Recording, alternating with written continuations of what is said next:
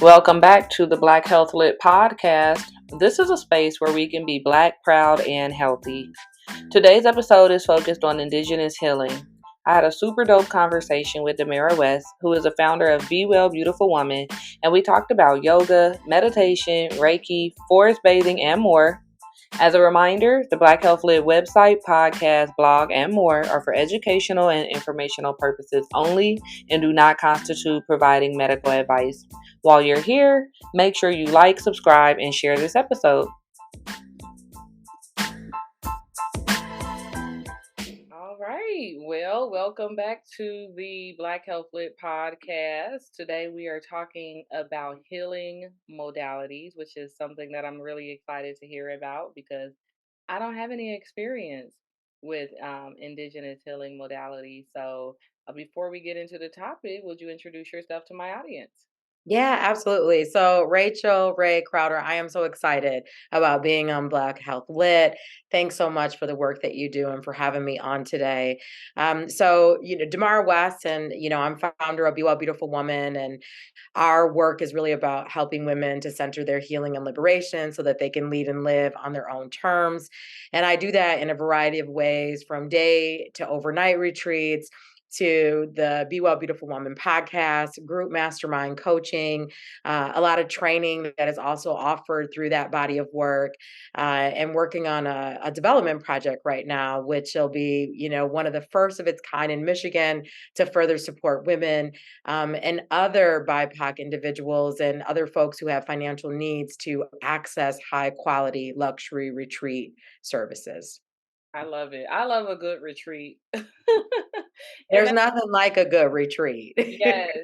So, let's start off. That was a great intro. Thank you. So, what is your background and experience with mental well being?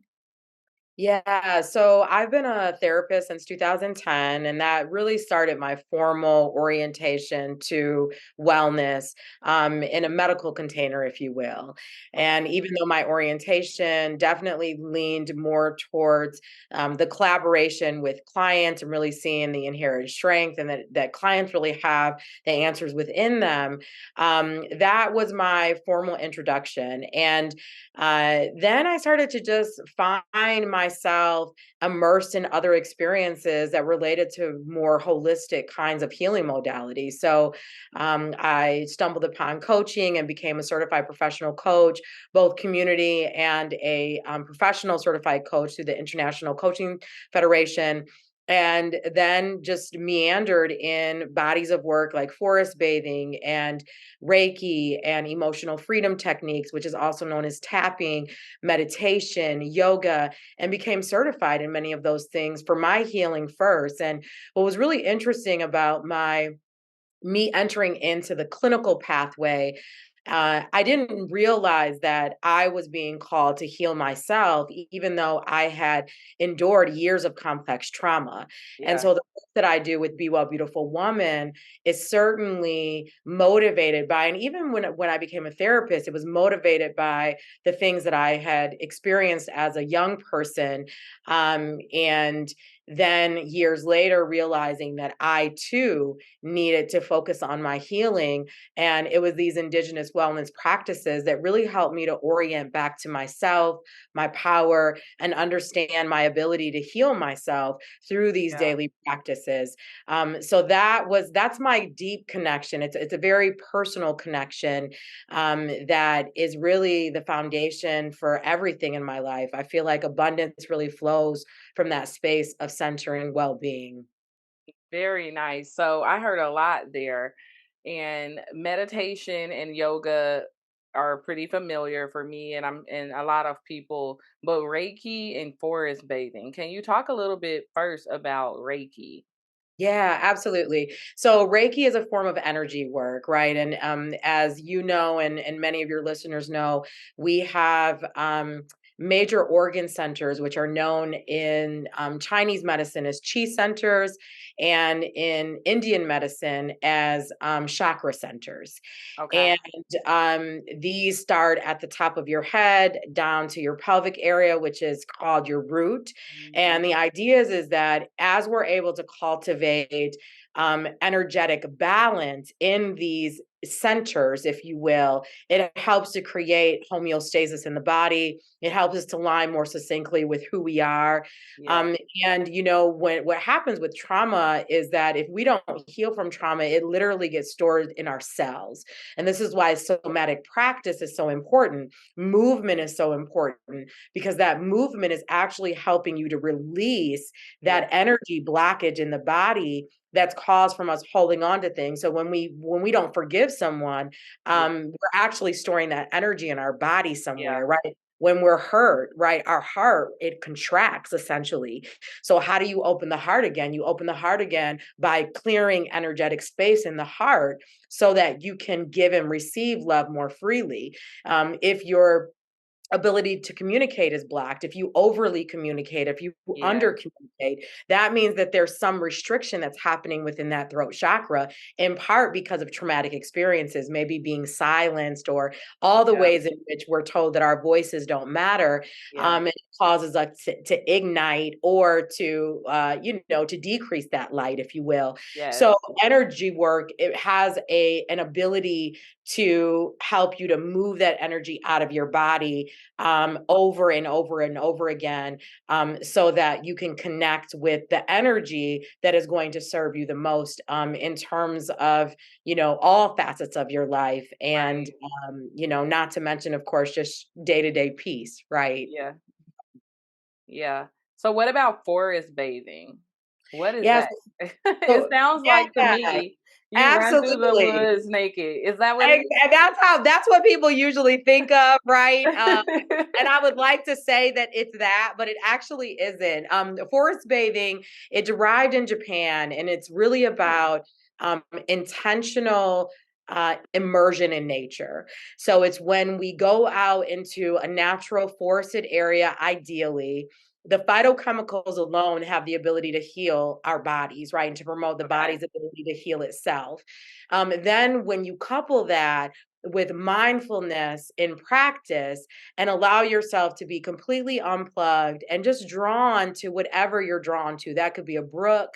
It could be a Yeah. tree. I used to laugh at the idea of hugging a tree, but now that I have hugged many trees, I am that too. Yeah. Because once you experience these things, you realize the power of it. You realize how good it feels to be united with nature, because we are really one with nature, right? Yeah. It's a living thing just like we are. Yeah. um and so it's really just about you completely allowing yourself to be drawn into whatever nature is calling you. And what's so beautiful is that when I facilitate these kinds of experiences, every Yeah. single person's experience is very individualized, right? Good. Good. In terms of what they see, in terms of the messages that they receive. So Yeah. it's really lovely to give people that gift, because nature is something that doesn't really cost us anything. We just have to get there. Yeah, it nature is a phenomenal resource that we underutilize. Like I say that about the library and parks. Two things that we are all, if you live somewhere and you own a home or you pay taxes, you are literally paying for the library and you're paying for the park. And Come both on. of those things are free for us. And both of those things, especially nature, can have such healing experiences. And when I actually, you reminded me when I was going through chemotherapy in 2021, I went to the park like almost every day. We were Wow. still in the middle of COVID, so it was like, I gotta get out the house, but I can't go around people because chemo kills your it knocks your immune system down. So I went to the park almost every day, and sometimes it just seemed like the leaves would blow in the wind in slow motion, and I would just be like, ah. Oh, beautiful. Well, and I imagine that coupled with your your medical treatment help to exacerbate the healing process for you. And the Absolutely. beautiful thing is that science is starting to reflect this, and the medical community is starting to pay more attention to holistic modalities to promote healing. And so Reiki, for example, is available in many hospitals across the country, right? Oh, I mean, who wow. would have thought that they'd have a Reiki practitioner on staff, right, to help to support you in your healing process. And Right. so, it certainly hasn't become a perfect marriage the way that I would like it to, but it's Mhm. nice that the medical community is starting to pay attention to these indigenous practices that have real power to support us in our transformation. Right, right. Yeah, I love that. I think that the health systems have started to realize a lot of them. It's going to take more than, hey, here's a prescription. Yeah. Especially when you start to look at like population health strategies and you see people are sicker and sicker and living longer. Creativity and getting back to really some of the basics and like you described, these indigenous healing modalities is going to be a game changer if hospitals can buy into that. Yeah, 100%. Well, and I love what you said even about libraries, right? I mean, bibliotherapy is a body of work that I became newly introduced to. I've partnered with a librarian who calls herself the Black Psychic Librarian. And when I Ooh, think about some of the things that have been most impactful to my healing as well, it has been books, right? yeah, Particularly as I've gone deeper and deeper in my discovery about abundance. These are bodies of work that I will consistently go back to. One of which I just read the Four Agreements for the second time, and excellent. I'm sure, sister, that I will be going back to that book for the rest of my life in Yes, some shape or form. So I love that you said these two things that we're already paying for through our tax dollars are available for our usage, and that can really aid us in our healing and liberation. That was really beautiful. yes, and they are free. I love that we have already paid, We right? already paid Already for it, paid. okay? Yes. So, it sounds like the things you described, Reiki, yoga, meditation, and forest bathing would fall under the umbrella of and bibliotherapy, which I've never heard of, all fall within that indigenous healing modalities world. Is that right? Yeah, yeah. And when we're talking about indigenous modalities, we're really talking about these practices that derived from communities of color across the Okay, globe, right? gotcha. And when we think about a shaman, when we think about a medicine man, when we think about Yeah, healers, essentially, these were the very modalities that have been utilized for years to bring harmony. And then we can couple that with dance, right? I mean, dance is a part yeah, of yoga. In every single ritualistic community, they use dance as a form of healing, of freeing, of liberation, as a form of community, right? yep, And so this is really a coming home, if you will, so that we can tap into these things that will help us to proactively support us in living a balanced life right now, yeah, right? And certainly the medical community has its place, and the reality is that universe absolutely. source creator God has given us immense power through nature and through Yeah, energetic modalities and through our diet to live well, right? And to take really immense care of this vessel that we've been given to live a utopian life right now. If we believe yeah, in the afterlife, the reality is that we get to live joyously right now. We get to live well right yeah. now to the extent that we really center these practices within our life. Yeah, for sure. Absolutely. So when you mentioned dance, the first thing that popped in my head when you talked about the community of dancing and how it can make us feel, I thought about swag surfing. I don't I know know what it you is. tell me everything. Tell me when everything. when we get together, I'll send it to you after we meet. But it's a communal dance. It's a hip hop song from back in the day. And then when that beat comes on, you just see everybody's just kind of start like, oh shoot, Maybe this I have this seen this, right? I can be yeah, like, some things go over my head. I'm not yes. even gonna lie, right? It's like a running joke in my circle, like, "Oh, Yes. yeah, no, Demarra didn't get that one." But I Yes. feel I when I don't saw you move, I'm like, yeah, it's "Oh, like this feels we really familiar to me." yeah, I don't know the words because I don't know the words to any songs. I just make up my own words, but so I I won't try love to sing it. Um, Why not? hey, that's what music is for, to enjoy. So, okay, thank you for, like explaining what those different types of indigenous healing modalities are and where they came from. So people of color across the globe. When you said medicine man, I smile because I definitely heard that growing up. We don't hear it so much anymore, but I think and I hope that we are starting to get back to some of those more holistic and natural and indigenous practices that our greats Come were on. using long before there was an urgent care on every corner. Come on, let's let me take it to the choir, right? Long Yes. before all these medications, long Mhm. before and yes, these there are medications that save people's lives. And Absolutely. even when we're talking about, dealing with depression or, other kind of mental health diagnoses that exist, there are a lot of natural things that we can do that actually have much greater Mhm. efficacy than medication, right? And Absolutely. so it's just an invitation for us to look in all avenues for our healing and not to Mhm. rely on just what we know, right? Yeah, Because I think that sometimes the very things that are meant to aid us in our healing are sometimes the very things that actually deter us from healing. I agree. I agree. And I'm glad that you said there are some benefits to medications. Like some medications are absolutely necessary. So I'm not someone who likes to go extreme one way, or the other. So for example, I have some cousins who are like absolutely not, no medication, never ever again. And I'm like, so you're telling me if you get in a traumatic car accident and you need to go to a level 1 trauma center, you wanna Mm, go home and drink some tea?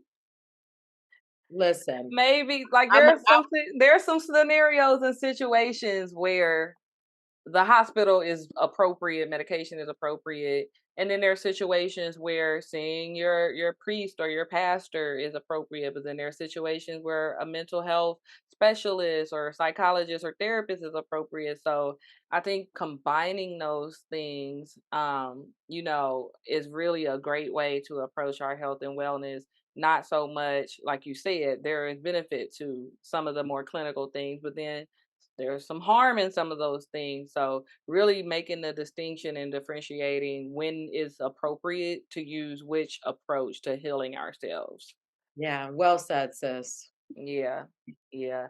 So how can people learn more about these practices if somebody is at ground zero? Absolutely. So, I write about a lot of these practices and I offer them through my work. So, of course, Be Well, Beautiful Woman is a space that people can certainly dive more into Indigenous practices and Okay. abundance mindset and things that are a game changer for us to really cultivate our power and co Yeah. create our life with universe, God, source, creator, whatever we coin that Yeah. to be. Yeah. And then of course, the internet can be our friend when it comes to information, right? All Yeah. information out on the internet is not good, but there is a lot of good information that exists. Yeah. So I think that doing a Google search on any of these practices and just sifting through to see if it's reputable, if you get to a blog site and we see a lot of typos that might not be the most reputable. I Yes. always like to see data and I don't think Yes. that, Albert Einstein said that everything that is meaningful can't be measured and everything that we measure is not meaningful, That's right? fact. And if we can get our hands on data, I do that often, right? I like to talk about the qualitative nature of Yeah. the impact of healing modalities, particularly, I use myself a lot and how these things have transformed my own life. But then Also, there's a ton of data out there on the efficacy of forest bathing and meditation and emotional freedom techniques on all kinds of things from anxiety to sleep disorders. So, if Yeah. you really want to dive deeper into these topics, there is a ton of information that's available, a lot Yeah. of reputable information that I've pulled for myself Yeah. to, in my workshops or to make a case for supporting this kind of work. And so that's what I would recommend. And then, of course, there are tons of books. We just talked about bibliotherapy and Yeah. how there is tons of information out there through great books. Um, Absolutely. I read books from all kinds of authors, but I'm always interested in looking to authors of color because Yeah. there's not enough of us. There's a lot of us in this space, and there's still not enough of us in this Not. space that are practitioners and writing about this. And so I am happy to share a list of, things that I would recommend for people to personally dive in on. But those are some things that I can think of right off the top of my head. Yeah, for sure. And I just started a book actually called Pause, Rest, Be. I'm only Mm, a few pages in, but it's really about stopping, pausing, healing, and mm. then at the end of each chapter, there's a yoga pose I that love you're that. instructed to move into, and then she encourages you to journal. So when I picked it up, I actually got the book from Five Below randomly. Ooh, I love that. Randomly Hey. was at Five Below and was like, "Oh, what's this? I need to slow it down because July was crazy." And then Mm, I flipped the book open and read a page, and it was about waiting for someone to die, and the landing of that. And it was ironic because my grandmother funeral was this past Friday, I'm and so- when I bought the book, she was in hospice starting the transition. And I just thought that was crazy that it flipped open to that page.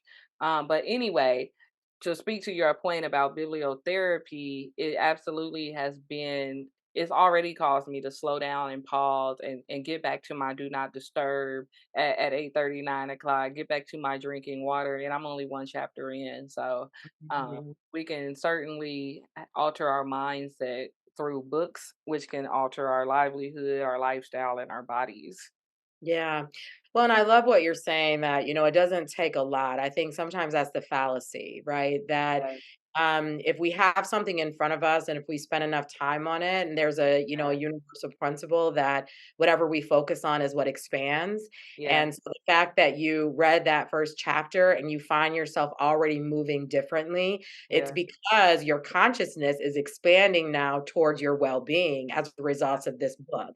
And ab- so I love that because you know, Gabby Bernstein talks about in the Course in Miracles in general, talks about these miraculous moments, right? These major shifts that can happen very Yeah. quickly. And so when we think about, our evolution can happen from one thought, right? And Yeah. from amplifying that one thought and from that one chapter and from that one conversation and from that one practice. And Yep. so I really, really appreciate the simplicity because sometimes we just make things much harder than what they Yep. have to be, which prevents us from being well, right? Yeah. There's a saying, if I didn't think so much, I'd be much happier. And so it's Yes. like, think only enough to do, right? Think Yes. only enough to actually activate in the ways that you want to. And the last thing I want to say, sis, that I just thought about, I'm getting ready to release my first book called Me Too, A Therapist's Journey to Heal from Complex Trauma, Find Liberation Ooh. and Joy. So that book helps people to understand trauma as a whole and more specifically complex trauma, but also has how trauma shows up in children. And then, what my healing journey ultimately looked like and those lessons that came about. And then my transition and like, what were those practices that were game changers for me to orient back to myself, to take back my power. Because when you're a victim and you're a survivor of trauma, Yeah. there's a stripping of your power essentially, right? Yes. Um, and pain can do that in general, right? A bad relationship can do that. There's all kinds of things, and I would say a bad relationship is also a form of trauma, essentially, Yeah. right? Yeah. And so that's another way that listeners will be able to understand more of trauma and other kinds of Indigenous wellness practices that have been life changing for me, not just to heal, but to liberate and to Yeah. have abundance in every area of my life. Yes. Well said.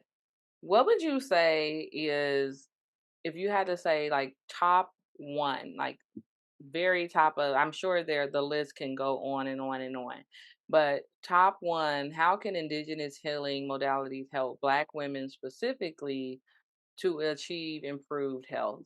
And like I Yeah. said, I know the list can go on and on, but what would you say is like number one?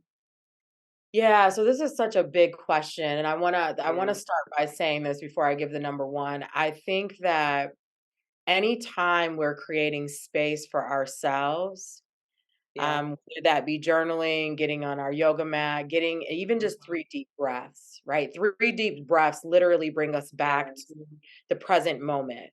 And being in the present moment is a powerful vehicle to be in alignment with self. And when we're in alignment with self, we're in alignment with truth. And when we're in alignment with truth, we're in alignment with source. So from Mhm. that place, we're able to make decisions that are ultimately best for us. There's a Mhm. saying, there's a quote that says that when I trust myself, that's when I knew how to live. And Mhm. the relationship that we have with self is the most important relationship we'll ever have, Yes. because that is the compass that tells us if something is right for us. That's the compass that gives Ooh. us permission to say yes to something, to say Yeah. no to something, to dream big.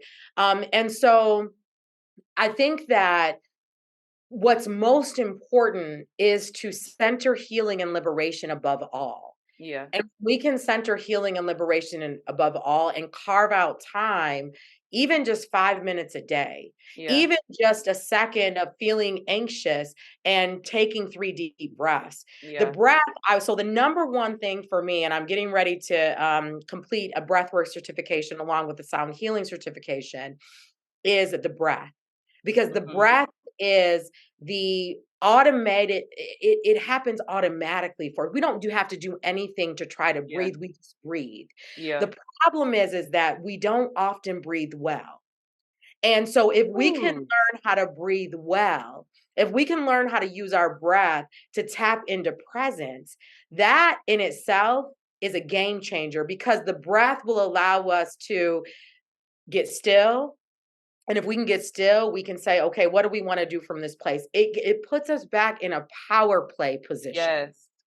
And Yes, it it does does. it in the easiest way. It's the most accessible way that we can be well, no matter where we're at. We're in a business meeting, we have to step out. Maybe we Yep. got to go in the bathroom and take a few deep breaths to go back in, Yep. so that we can activate in the way that we want to activate, right? Yep. Yep. So we can use breath in our cars, walking down the street. We can pause in the midst of conversation and take a few deep breaths, Yep. right? So that is the number one way to get back to self over and over and over again in the easiest way possible, no matter where we're at on the Yeah. planet. And it's free. Free. It's Let me free. listen. I just had to like, I had to put that on a high note, right? I'm the Yes, choir voice, free. right? Free. Oh, you don't need any equipment. You don't need a membership, a subscription. You don't need a coach. You just, whoo. So, before we wrap, I want to ask you some rapid fire questions. Okay, You ready? I'm ready, sis. Let's do it. Okay. The first one, what does wellness mean to you? Wellness is everything. It is the reservoir by which that I live my life from a state of abundance. I like that. I like that. And why is Black health literacy important? It's important because everything starts with knowledge, right? In order for knowledge to become embodied, we have to first be and we have to acquire the information before we can apply it in our lives. So knowledge is the jump off point for transformation. Absolutely. Great. Love that. Very well said. And last but not least, how can people connect with you, learn about the amazing retreats and all the work you're doing, your podcast, your consulting, all the wonderful things that you're doing? Where or how can people learn about you and your work? Absolutely. So folks can go to bewellbeautifulwoman.com. That's bewellbeautifulwoman.com. Sign up for our e-news. We send that out every single week. That is how you know in real time what we've got going on. And that's where I drop inspiration about real things that I'm encountering in my life to impart to you all to be well, right? Whatever that looks like for you. In addition, we have our Instagram page. We put a lot of content on there. That's just the letter B, well, beautiful. So it's not Okay. BE, just the letter B, well, beautiful. And then we have a Facebook page as well and a LinkedIn page. So if folks search for Be Well Beautiful on LinkedIn or Facebook, they'll be able to find us with ease. But again, that e-news is the number one way to know what's going on in real time with us. And then, of course, our podcast is on all major platforms, Yeah. from Spotify to Apple to anywhere that is out there and there's a podcast, we are on it. So that's a Yeah. great way for people to tap in as well. And we often put our events on Eventbrite. But again, first to be in the know is through that e-news. That's the number one way to stay connected. Awesome. And I will most certainly put your website in the episode description when this airs. I appreciate all of the information you shared. It's been phenomenal and I'm looking forward to continuing to watch your journey and grow with you.